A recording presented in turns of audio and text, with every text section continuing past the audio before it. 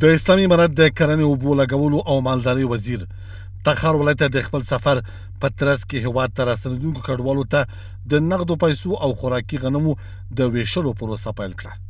عطاالله عمري وویل چې دا مرستې د اسلامي امارت د رهبر په امر په تخار ولایت کې د 2200 راستنېدونکو کډوالو لپاره پیل شوې ده. ښاغلي عمري ټینګار وکړ چې د امارت غېږه د ټولو افغانانو پر مخ خلاصه ده او د اسلامي امارت مشرتابه د راستنېدونکو کډوالو د ستونزو حل کول یو ملی او دینی مسئولیت بولي. در همین ولایت هم امروز در حضور والی صاحب محترم ما این پروسه را افتتاح میکنیم. باز کمیته مخصوص در همین ولایت تشکیل شده و از طرف وزارت ما مردم هم اینجا توظیف شده مال صاحبا هستند.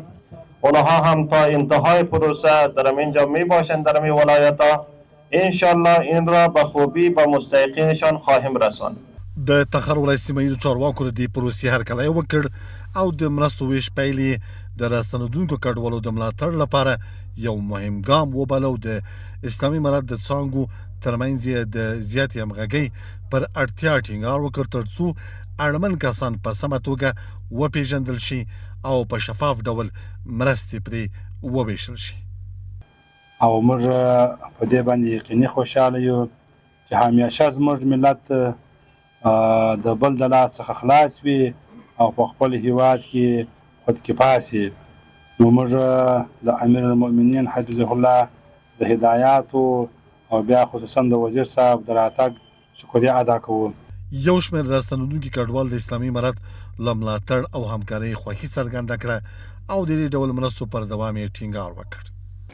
بنگال امانت زمستان است به مردمی که مهاجر بودند به اینا 5 جوجه گندم و 5,000 افغانی نقد کمک شده برشان. ما بسیار خوشحال هستیم. فعلا یک غریبی که بیچاره است نداره عودت کرده آمده فعلا 5,000 افغانی برش خیلی پول است. خوشحال هستیم بیشتر کمک شود که ما تا که مهاجر شدیم تا کمک نگرفتیم. اولین کمک که به ما رسیده.